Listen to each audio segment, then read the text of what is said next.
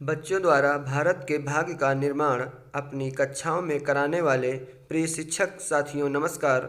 जैसा कि हमें विदित है कि मानव जीवन में प्रारंभिक शिक्षा का व्यक्तित्व निर्माण में अत्यंत महत्वपूर्ण स्थान है।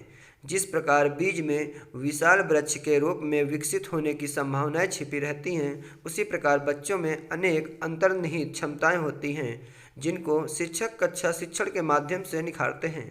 प्रारंभिक कक्षाओं में शिक्षण को प्रभावी, रुचिकर एवं जीवंत बनाने के उद्देश्य से राज्य परियोजना कार्यालय सर्व शिक्षा अभियान उत्तर प्रदेश द्वारा 3 शिक्षक हस्त पुस्तिकाएं, ध्यानाकर्षण, आधारशिला एवं शिक्षण संग्रह विकसित की गई हैं, जिसमें कि हम आधारशिला की संपूर्ण पुस्तक की सीरीज चला रहे हैं। ये सीरीज नंबर 2 है। इन सीरीज में हम संपूर्ण पुस्तक के प्रत्येक पृष्ठ के प्रत्येक पैराग्राफ के प्रत्येक शब्दांश का अध्ययन करेंगे। तो हम स्टार्ट करते हैं। ये अनुक्रमणिका है जिसमें कि विषय वस्तु बताई गई है। आधारशिला के 6 भाग हैं। भाग 1 में दिया हुआ है फाउंडेशन लर्निंग की अवधारणा एवं आवश्यकता। आधारशिला हस्त पुस्तिका का उपयोग कैसे करें। फिर दिया हुआ है लर्निंग आउटकम का आशय एवं वर्गीकरण। हिंदी भाषा कक्षा 1 से 5 तक का आकलन हेतु लक्ष्य एवं संकेतक। गणित कक्षा 1 से 5 तक का आकलन हेतु लक्ष्य एवं संकेतक। 50 दिवसीय फाउंडेशन लर्निंग शिविर की दैनिक समय सारणी। फिर दी हुई है 50 दिवसीय फाउंडेशन लर्निंग शिविर का साप्ताहिक विभाजन। नेक्स्ट है आधारभूत सीखना और सिखाना फाउंडेशन लर्निंग। सीखना, सिखाना और गतिविधि आधारित शिक्षण। प्रत्येक बच्चे का सीखना सुनिश्चित कैसे करें। संप्राप्त स्तर में वृद्धि का माध्यम बेहतर शिक्षण योजना। ये हमारा भाग फर्स्ट रहा। अब भाग 2 में दिया हुआ है आरंभिक स्तर पर भाषा विकास। हिंदी भाषा क्या, क्यों, कैसे। भाषा शिक्षण के लक्ष्य, लर्निंग आउटकम। लर्निंग आउटकम आधारित शिक्षण योजना। हिंदी भाषा में सुनना और बोलना। फिर हिंदी भाषा में पढ़ना और लिखना बताया गया है। फिर हिंदी भाषा में भाषा संरचना एवं व्याकरण, कल्पना एवं सृजनात्मकता बताई गई है। भाग 3 में आरंभिक स्तर पर गणितीय क्षमता विकास। क्या, क्यों, कैसे। गणित शिक्षण के लक्ष्य, लर्निंग आउटकम। गणित सीखने सिखाने का क्रम। रटने से ज़्यादा महत्वपूर्ण है समझना। सही उत्तर से ज़्यादा जरूरी है सही प्रक्रिया। गणित की अवधारणात्मक समझ। गणितीय दक्षता विकास के घटक। लर्निंग आउटकम आधारित शिक्षण योजना। कैसी होगी गणित की कक्षाएं। संख्या पूर्व अवधारणाएं। शून्य की अवधारणात्मक समझ। गणित की मौलिक संक्रियाएं होती हैं हमारी, जोड़, घटाना, गुणा, भाग, ये बताया गया है। फिर आगे बताया गया मापन और ज्यामितीय आकृतियां एवं आकार। फिर समय, कैलेंडर और मुद्रा। भाग 3 यहाँ से समाप्त होता है और भाग 5 में बताया गया है कक्षा 3, 4 एवं 5 में भाषा, गणित एवं परिवेशी अध्ययन। कक्षा 3, 4 एवं 5 में भाषा, गणित एवं परिवेशी अध्ययन, कौशल विकास के तरीके एवं गतिविधियाँ। कक्षा 3, 4, 5 में भाषा विषयक लर्निंग आउटकम तथा भाषाई कौशल विकास के तरीके एवं संबंधित गतिविधियां बताई गई हैं। कक्षा 3, 4, 5 में गणित विषयक लर्निंग आउटकम तथा गणितीय दक्षता विकास के तरीके एवं संबंधित गतिविधियां बताई गई हैं। फिर कक्षा 3, 4 एवं 5 में परिवेशी अध्ययन विषयक लर्निंग आउटकम तथा परिवेशी समझ विकास के तरीके एवं संबंधित गतिविधियां बताई गई हैं। और भाग 4 यहीं से समाप्त होता है और भाग 5 दिया हुआ है। भाग 5 में आकलन को बताया गया है। आरंभिक स्तर पर आकलन एवं मूल्यांकन। भाषाई कौशलों का आकलन एवं मूल्यांकन। बच्चों का व्यक्तिगत आकलन रिकॉर्ड प्रपत्र कैसे तैयार करना है। विषयवार, कक्षावार संपूर्ण कक्षा का आकलन प्रपत्र कैसे तैयार करना है। गणितीय कौशलों का आकलन एवं मूल्यांकन। बच्चों का व्यक्तिगत आकलन एवं रिकॉर्ड प्रपत्र। विषयवार, कक्षावार संपूर्ण कक्षा का आकलन प्रपत्र। कुछ उपयोगी सुझाव भी बताए गए हैं लास्ट में। फिर भाग 5 में परिशिष्ट दिया हुआ है। परिशिष्ट में शिक्षक प्रदर्शन एवं आकलन और सुधार, शैक्षिक बदलाव और स्वभाव की योजना, मेरी स्वयं की शिक्षण संदर्भिका, फाउंडेशन लर्निंग शिविर दैनिक समय सारणी, फाउंडेशन लर्निंग शिविर साप्ताहिक कार्यक्रम योजना, कक्षा 1, 2 हिंदी एवं गणित। बच्चों का व्यक्तिगत आकलन रिकॉर्ड प्रपत्र, विषयवार कक्षावार संपूर्ण कक्षा का आकलन प्रपत्र, गणितीय कौशलों का आकलन एवं मूल्यांकन, बच्चों का व्यक्तिगत आकलन रिकॉर्ड प्रपत्र, विषयवार कक्षावार संपूर्ण कक्षा का आकलन प्रपत्र और कुछ उपयोगी सुझाव भी लास्ट में दिए गए हैं। तो यहाँ से हमारा विषय वस्तु समाप्त होता है और हम भाग फर्स्ट को अध्ययन करेंगे। तो भाग फर्स्ट में जो पुस्तक में दिया हुआ है, फाउंडेशन लर्निंग की अवधारणा एवं आवश्यकता बताई गई है। इसमें आधारशिला हस्त पुस्तिका उपयोग कैसे करें, लर्निंग आउटकम का आशय एवं वर्गीकरण, हिंदी भाषा कक्षा 1 से 5 तक का आकलन हेतु लक्ष्य एवं संकेतक, गणित कक्षा 1 से 5 तक का आकलन हेतु लक्ष्य एवं संकेतक, 50 दिवसीय फाउंडेशन लर्निंग शिविर के दैनिक समय सारणी, 50 दिवसीय फाउंडेशन लर्निंग शिविर का साप्ताहिक विभाजन। और इसमें आधारभूत सीखना और सिखाने पर भी बल दिया गया है। सीखना सिखाना और गतिविधि आधारित शिक्षण, प्रत्येक बच्चे का सीखना सुनिश्चित कैसे करें, संप्राप्त स्तर में वृद्धि का माध्यम, बेहतर शिक्षण योजना, ये बताए गए हैं। तो हम आधारशिला के फाउंडेशन लर्निंग की अवधारणा एवं आवश्यकता को समझेंगे कि ये फाउंडेशन लर्निंग की अवधारणा एवं आवश्यकता क्या है।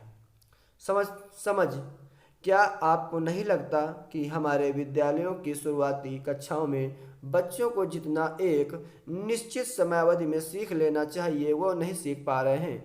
आप सहमत होंगे कि बहुत कम बच्चे हैं जो कुछ सीखने की ओर बढ़ पा रहे हैं। बच्चों की न सीख पाने की यह कमजोरी उन्हें आगे की कक्षाओं में और अधिक कठिनाई की ओर ले जाती है, क्योंकि जैसे जैसे कक्षाएं आगे बढ़ती हैं वैसे ही विषय वस्तु का विस्तार और उसकी गुणता उनके लिए समस्या बनती जाती है। अगर हम गहराई से विचार करें तो यह पाते हैं कि बच्चों की शुरुआती तैयारी ठीक प्रकार से न होने के कारण विभिन्न विषयों का सीखना दुरूह हो जाता है। इसलिए प्रारंभिक कक्षाओं में बच्चों की निम्नांकित प्रकार के मौके मिलने चाहिए। सुनने बोलने के मौके अर्थात मौखिक अभिव्यक्ति के अवसर मिलने चाहिए। कल्पनाशीलता सृजनात्मकता के अवसर मिलना चाहिए। रचनात्मक क्रियाकलापों को करने के साथ साथ प्रस्तुतिकरण के मौके मिलना चाहिए।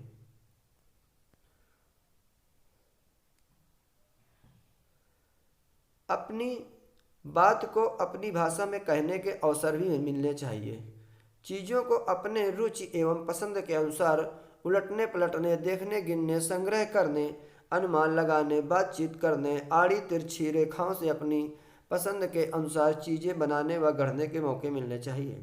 समूह में खेलने वाले कार्य के भी मौके मिलना चाहिए। यदि इसे अधिक गहनता से विश्लेषित करें तो यह पाएंगे कि प्रारंभिक स्तर पर ये सभी मौके हम केवल 2 विषय क्षेत्रों में वर्गीकृत कर सकते हैं, भाषा यानी अर्ली लिटरेसी, नंबर 2 में गणित अर्ली न्यूमेरसी। इन 2 विषय क्षेत्रों में अधिक सक्रियता के साथ सीखने सिखाने की रणनीतियों का निर्धारण कर कार्य को योजनाबद्ध तरीके से करें तो बच्चों की भाषा और गणित विषय में नींव मजबूत होगी और आगे का सीखना आसान होगा। हम सभी इस बात से सहमत होंगे कि एक मजबूत इमारत के लिए उसकी नींव का मजबूत होना अत्यंत आवश्यक है। बच्चों के स्वाभाविक सतत एवं उचित विकास के मूल आधार भाषा विकास एवं गणितीय दक्षता विकास ही हैं। भाषा 2 के अंतर्गत चर्चा की गई है। सामान्य रूप से हम भाषा विकास की दृष्टि से भाषा की दक्षताओं के विकास की बात कर रहे हैं, जो इस रूप में है: सुनना, बोलना, पढ़ना, लिखना। यानी पहले हम भाषा को सुनते हैं, फिर बोलते हैं, फिर पढ़ना सीखते हैं, फिर लिखना सीखते हैं। यहाँ यह समझना अत्यंत आवश्यक है कि प्रारंभिक कक्षाओं में हम भाषा विकास को किस स्तर में देखते हैं और उसके लिए क्या क्या उपाय करने होंगे। यह भी कि भाषा विकास की स्थिति हमें बच्चों के अंदर क्या क्या परिवर्तन दिखाई देंगे। इसके साथ ही होने वाले परिवर्तनों के लिए हम कक्षा में क्या क्या काम करने होंगे। हमें इन बिंदुओं के परिप्रेक्ष्य में विचार करने पर हमें यह अनुभव होगा कि सर्वप्रथम बच्चों को सुनकर और बोलने के संदर्भ में ऐसे मौके दिए जाएं जिससे वह ठीक ठीक प्रकार से कही गई बातों को अपने निर्देशों को सुनकर समझ सकें और उसके सापेक्ष अपना प्रतिक्रिया दे सकें अर्थात बोल सकें। इस प्रकार ठीक प्रकार से बोलने के लिए अधिक अच्छी प्रकार से सुनना आवश्यक कड़ी या मूल आधार है। यदि सुनने और बोलने की दक्षता अच्छी तरह विकसित होती है तो पढ़ने लिखने की भी लिए भी आधार का काम करेगी। गणितीय दक्षता विकास। गणितीय दक्षता विकास में हम अपनी कक्षाओं एवं घर परिवार में देखा होगा कि बच्चे गिनती सुना लेते हैं, लेकिन उनसे किसी संख्या में वस्तुओं के होने के एहसास की बात करते हैं तो वह उसे स्पष्ट कर पाने में समर्थ नहीं हो पाते हैं, अर्थात उन्हें संख्या बोध उचित प्रकार से नहीं होता है। इसी प्रकार यदि 59 यानी 59, 69 यानी 69, 79 यानी 79, 89 यानी 89 में बहुत से बच्चे अंतर नहीं कर पाते। इसके साथ ही बहुत से बच्चों में दैनिक चीज़ों से जुड़े अन्य पहलुओं जैसे अनुमान लगाना, जगह की समझ, छोटी बड़ी, कम ज़्यादा, दूर पास, इकाई दहाई, जोड़ना घटाना, गुणा भाग, पैटर्न की समझ, मापन से संबंधित विभिन्न कार्य का समझ का विकास ठीक प्रकार से नहीं हो पाता है। तो क्या आपको नहीं लगता कि दैनिक जीवन से जुड़ी यह सभी गणितीय दक्षताएं बच्चों के अंदर विकसित होनी चाहिए? अवश्य विकसित होनी चाहिए। प्रारंभिक कक्षाओं में इन दक्षताओं को हम निम्नांकित रूप में देखते हैं: संख्यापूर्ण अवधारणाएं, संख्या बोध, गणितीय संक्रियाएं, मापन, ज्यामितीय आकृतियों की समझ, अपने आसपास की चीजों को गणित के नजरिए से देखना। इन विषय क्षेत्रों में यदि शुरुआती स्तर पर ELPS के सिद्धांत पर आधारित समझ बनाने के प्रयास किए जाएं तो क्रमशः आगे का सीखना आसान होगा। यहाँ पर हम यह समझ सकते हैं कि यदि संख्यापूर्ण अवधारणाएं गिनना, दूर पास, कम ज़्यादा, छोटा बड़ा, एक से एक की संगति, सामूहिकीकरण व वर्गीकरण, पैटर्न बनाने संबंधी कार्य कराते हैं तो संख्या बोध और संक्रियाओं के अधिक अच्छी तरह समझ सकते हैं। इसी प्रकार अगर हम अपने परिवेश में ज्यामितीय आकृतियों को देख एवं समझ पाते हैं तो आगे की दक्षताओं में परिमाप, क्षेत्रफल व आयतन का सीखना आसान हो जाएगा। यहाँ यह समझना भी अधिक आवश्यक है कि गणित की एक समझ का उपयोग बच्चे के भावी जीवन एवं अगली कक्षा में सीखने की गति एवं स्तर को प्रभावित करता है। इस प्रकार की अवधारणाओं की शुरुआती समझ पर अधिक बल दिया जाना प्रासंगिक होगा। अगर हम मूलभूत भाषाई और गणितीय दक्षता के विकास से होने वाले परिवर्तन एवं प्रभाव की बात करें तो इस निम्नांकित 3 रूपों में समझ सकते हैं। क्या प्रभाव पड़ेगा, किन क्षेत्रों में पड़ेगा, कैसे पड़ेगा या फिर किस प्रकार दिखेगा। भाषा की दृष्टि से अगर इस पर विचार करें तो यह पाएंगे कि बच्चे दिए गए निर्देशों को सुनकर उसका ठीक प्रकार से व्यवहार कर रहे होंगे, प्रतिक्रिया कर रहे होंगे, अर्थात सुनने की क्षमता का विकास, अपनी बात को उचित प्रकार से बेझिझक कह पा रहे होंगे, अर्थात मौखिक अभिव्यक्ति का विकास हो रहा होगा। उचित प्रकार से सुनने व बोलने की क्षमता बढ़ जाने पर बच्चे पढ़ने और लिखने में भी दक्ष हो सकेंगे, अलग चीज़ों एवं संदर्भों को पढ़कर समझ सकेंगे और पुनः अपनी भाषा में अभिव्यक्त कर सकेंगे, पढ़ी गई सामग्री का आशय स्पष्ट कर सकेंगे, अपने आसपास परिवेश में स्थित सामग्रियों वस्तुओं में अलग अलग पैटर्न को समझकर उसका उपयोग जरूरत के अनुसार कर सकेंगे, सटीक अनुमान लगाकर उसकी व्यवहारिक जीवन में उपयोग कर सकेंगे, संख्यापूर्ण अवधारणा की समझ का अपने व्यवहारिक जीवन के साथ साथ आगे की विषय वस्तु को समझने में उपयोग कर पाएंगे, जैसे सामूहिकरण एवं वर्गीकरण की समझ, अलग अलग प्रकार की चीज़ों को करने से सजाने एवं व्यवस्थित करने के साथ साथ गणित एवं विज्ञान के क्षेत्र में उपयोग करने में, ज्यामितीय आकृतियों को अपने आसपास देख सकेंगे, और उनका अपने व्यवहारिक जीवन में जगह की समझ एवं व्यवस्था के रूप में उपयोग कर सकेंगे। मापन संबंधी जानकारियों से उन्हें स्पष्ट हो सकेगा कि दूरी, क्षेत्र, मात्रा एवं द्रव्य वस्तु को अलग अलग पैमानों से क्यों मापते हैं और उसका कहाँ और कैसे उपयोग किया जा सकता है। मूर्त से अमूर्त की ओर बढ़ने की प्रक्रिया के साथ साथ अमूर्त नियमों एवं सिद्धांतों की के साथ इस प्रकार मूलभूत समझ विकसित होने के साथ साथ उन्हें सोचने, समझने, तर्क वितर्क करने के अवसर मिलेंगे। वह इन्हीं आधारों पर विश्लेषण संश्लेषण की प्रक्रिया अपनाने के में निष्कर्ष पर पहुंचेंगे और निर्णय ले पाने में समर्थ हो सकेंगे। इस तरह उनके अंदर किसी को करने और न करने की समझ विकसित हो सकेगी। प्रारंभिक स्तर पर भाषाई एवं गणितीय क्षमता के विकास के लिए किए जाने वाले कार्य वास्तविक रूप में फाउंडेशन लर्निंग के मूल आधार हैं। भाषा एवं गणितीय दक्षता विकसित करने के लिए किए जाने वाले कार्य में अधिकांशतः पांचों ज्ञानेंद्रियों का प्रयोग होगा जो सीखने को प्रभावी बनाएगा। हम सभी इस बात से सहमत होंगे कि यदि बच्चों में भाषा एवं गणितीय दक्षता विकास प्रारंभिक स्तर पर ठीक हो जाए तो वे अन्य सभी विषयों को अच्छी प्रकार से समझने में सक्षम हो सकेंगे। फाउंडेशन लर्निंग से बच्चों एवं शिक्षकों में निम्नलिखित परिवर्तन परिलक्षित होंगे। बच्चों के परिप्रेक्ष्य में भाषा एवं गणित की बुनियादी समझ विकसित होगी। अन्य विषयों के सीखने में यह समझ आधार या नींव का काम करेगी। विषयगत विकास के साथ साथ कार्य एवं व्यवहार में सकारात्मक परिवर्तन दिखेगा। मानवीय मूल्यों यथा एक दूसरे का सहयोग, संवेदनशीलता, सामूहिक जिम्मेदारी, भावात्मक एवं क्रियात्मक विकास होगा। अब शिक्षकों के परिप्रेक्ष्य में क्या दिया हुआ है। शिक्षकों के परिप्रेक्ष्य में भाषा की मूलभूत दक्षताओं को विकसित करने के उपायों को जान सकेंगे।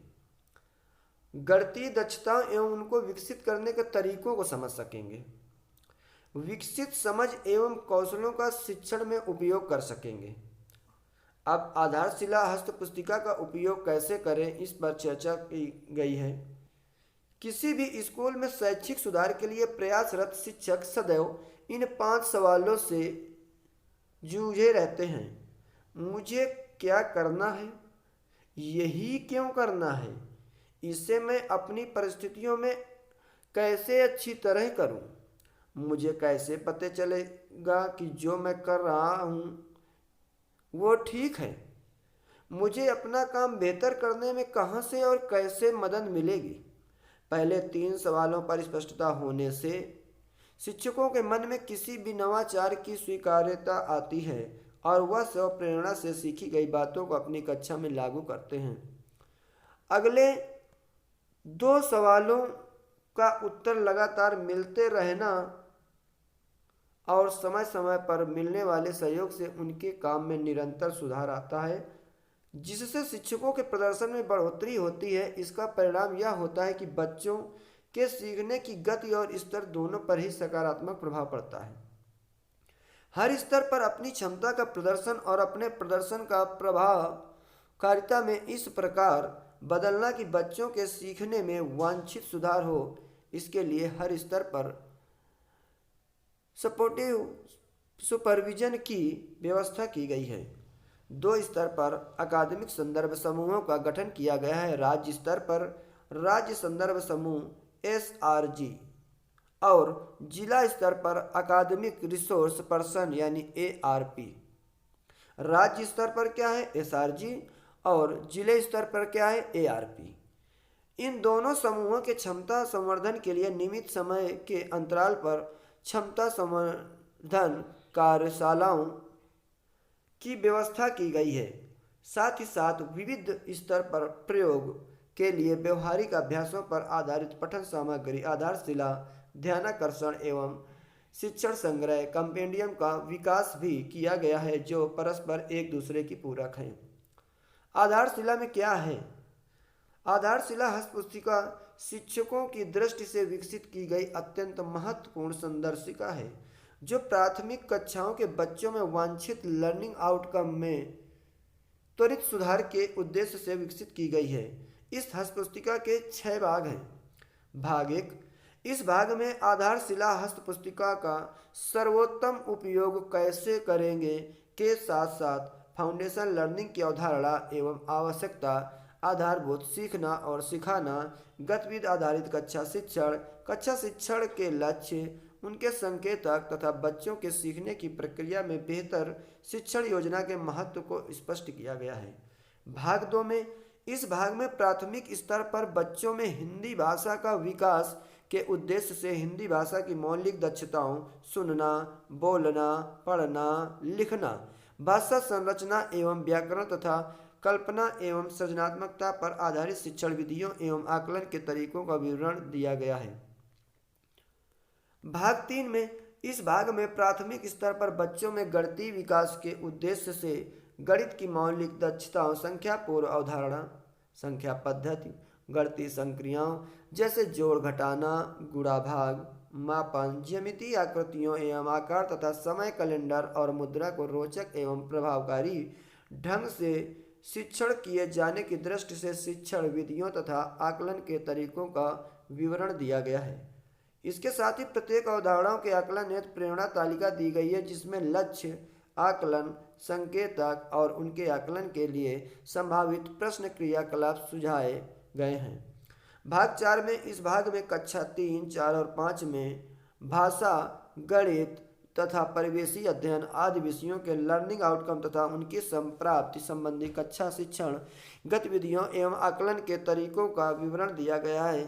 इसके साथ ही प्रत्येक अवधारणाओं के आकलन हेतु प्रेरणा तालिकाएं दी गई हैं, जिसमें लक्ष्य, आकलन, संकेतक तथा उनके आकलन के लिए संभावित प्रश्न क्रियाकलाप सुझाए गए हैं।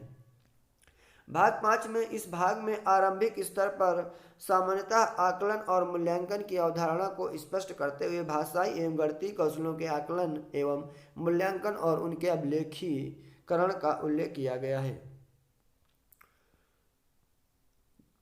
पेज 9 यहाँ से समाप्त होता है और पेज 10 में दिया हुआ है आधारशिला का भाग 6वां। भाग 6 में परिशिष्ट के अंतर्गत शिक्षक प्रदर्शन के आकलन, शैक्षिक बदलाव, शिक्षक के स्वयं के विकास की दृष्टि से शिक्षण संदर्शिका का विकास, 50 दिवसीय फाउंडेशन लर्निंग शिविर की समय सारणी, 50 दिवसीय फाउंडेशन लर्निंग शिविर का साप्ताहिक विभाजन का उल्लेख किया गया है। आधारशिला के अंतर्गत हिंदी भाषा, गणित और परिवेशी अध्ययन आदि विषयों से संबंधित अवधारणात्मक समझ से जुड़ी सामग्री को इस रूप में व्यवस्थित किया गया है कि आप उसे पढ़ समझकर अपनी कक्षा में करा पाएं। इस हस्तपुस्तिका में आपको मिलेगा तीनों विषयों के शिक्षण के प्रमुख क्षेत्र और लर्निंग आउटकम। प्रत्येक लर्निंग आउटकम को हासिल करने के लिए गतिविधियों का संकलन और शिक्षण सुझाव, लर्निंग आउटकम और पाठ्य पुस्तक एवं कार्य पुस्तिकाओं के माध्यम से कक्षा शिक्षण से जुड़ी शिक्षण योजना के उदाहरण, हिंदी, गणित एवं परिवेशी अध्ययन आदि तीनों विषयों के कक्षा शिक्षण से संबंधित आकलन और सुधार के सुझाव दिए गए हैं। हिंदी एवं गणित विषय के संबोधों पर आधारित प्रेरणा तालिकाएं दी गई हैं, जिसमें संबोधों के शिक्षण के लक्ष्य, आकलन, संकेतक एवं आकलन हेतु तरीके यानी गतिविधियों व संभावित प्रश्न निहित हैं। विषयवार एवं कक्षावार लर्निंग आउटकम आधारित आकलन का रिकॉर्ड रखने के तरीके, बच्चों की प्रगति का व्यक्तिगत रिकॉर्ड और संपूर्ण कक्षा का रिकॉर्ड। उपयोग कैसे करना है। इस मॉड्यूल का विकास बच्चों में लर्निंग आउटकम की अपेक्षित संप्राप्ति के लिए किया गया है। इसके विकास में कई शिक्षक साथियों के सुझावों को प्रमुखता से स्थान दिया गया है। गतिविधियों के ऐसे उदाहरण दिए गए हैं जो राज्य के अनेक स्कूलों में शिक्षक साथियों द्वारा सफलतापूर्वक कराई जा रही है। हस्तपुस्तिका के प्रभावी उपयोग के लिए कुछ सुझाव निम्नवत दिए जा रहे हैं। सर्वप्रथम, शिक्षक भाग 1 में दिए गए कक्षावार विषयवार निर्धारित लक्ष्य एवं उनसे संबंधित संकेतों को ध्यानपूर्वक पढ़कर अपने लक्ष्य का निर्धारण करते हुए शिक्षण योजना निर्मित करेंगे। सत्र के प्रारंभ में माह अप्रैल जुलाई के मध्य 50 दिवसीय फाउंडेशन लर्निंग शिविर की दैनिक समय सारणी के अनुसार शिविर में कक्षा शिक्षण किए जाने से भाषा एवं गणित के विकास का कर सकेंगे। यहाँ से पेज 10 हमारा समाप्त होता है और पेज 11 से कंटिन्यू अगली सीरीज कल आएगी। धन्यवाद।